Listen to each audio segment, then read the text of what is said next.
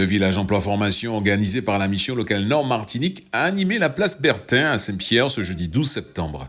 Cet événement annuel, désormais incontournable, est un véritable pont entre les jeunes demandeurs d'emploi du nord de la Martinique et les opportunités professionnelles et de formation. Avec ses différents pôles, emploi, formation, alternance et speed dating professionnel, l'événement permet aux jeunes de rencontrer directement les acteurs du marché du travail et de l'éducation. Présent dès les premières heures de ce village, il y a maintenant 10 ans, Christian Raffa, maire de Saint-Pierre, n'a jamais cessé d'apporter son soutien à cette initiative. La preuve est faite aujourd'hui, 10 ans après, que ça correspondait à un vrai besoin, puisque je crois que j'ai cru comprendre que les jeunes sont de plus en plus nombreux à venir de la Martinique entière. Je pensais que ça ne correspondait qu'à des besoins de la jeunesse du Nord Caraïbes, qui était très éloignée. Il n'y avait pas de transport à l'époque. Il n'y avait pas Martinique Transport qui est bien organisé maintenant. Les jeunes donc devaient aller picorer des informations sur le centre à leurs frais. Et donc c'était très difficile. L'emploi est plus que vital dans cette société frappée par tout type de crise. Que ce soit l'inflation, que ce soit le climat. Il est important aujourd'hui, plus que jamais, que les jeunes puissent trouver des emplois pour pouvoir subvenir à leurs besoins. Même si ce sont des besoins de loisirs ou autres, mais je reste persuadée qu'il est important pour que les jeunes puissent trouver un emploi aujourd'hui ou une formation leur permettant par la suite de déboucher sur un emploi. Cette édition a également été marquée par la présence de plusieurs élus locaux réaffirmant leur engagement en faveur de la jeunesse martiniquaise. On voit l'engouement des jeunes pour ce type de manifestation, surtout qu'elle est faite en septembre. Au moment de la reprise scolaire, reprise de la formation. Ce n'est pas juste une formalité de rencontre, ce sont vraiment des rendez-vous qui se concrétisent par de vraies opportunités. L'État a pour objectif d'aller au plus près des jeunes. Il s'appuie sur un partenariat avec plusieurs acteurs, dont les missions locales, pour faire en sorte qu'on puisse aller jusqu'au bout et au plus proche de chacun. Les centres de formation présents sur place ont joué un rôle essentiel en proposant aux jeunes des solutions concrètes pour se former au métier en demande, dont nombreux domaines étaient représentés. Nous avons cette année dans nos classes des alternants. On sait qu'aujourd'hui les jeunes sont à la recherche d'alternance. Donc cette année, toutes nos classes de BTS sont à la fois en initiale et en alternance. Nous avons une mixité de public.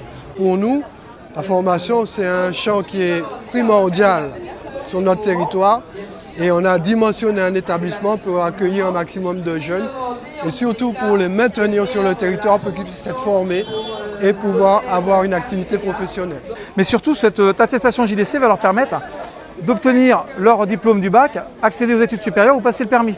Et quand ils prennent trop de temps pour se recenser, je rappelle le recensement c'est 16 ans, donc si on est en retard on peut le faire. Mais il faudrait vraiment que tous les Martiniquais comprennent 16 ans. On va à la mairie, pièce d'identité, certificat, attestation de logement, livret de famille et on effectue son recensement. Pour les jeunes présents, le village emploi-formation représente une véritable opportunité. Je me suis inscrit donc à la mission locale du Marigot et je tenais tout simplement à voir, pourquoi pas, une éventuelle opportunité dans un secteur d'activité.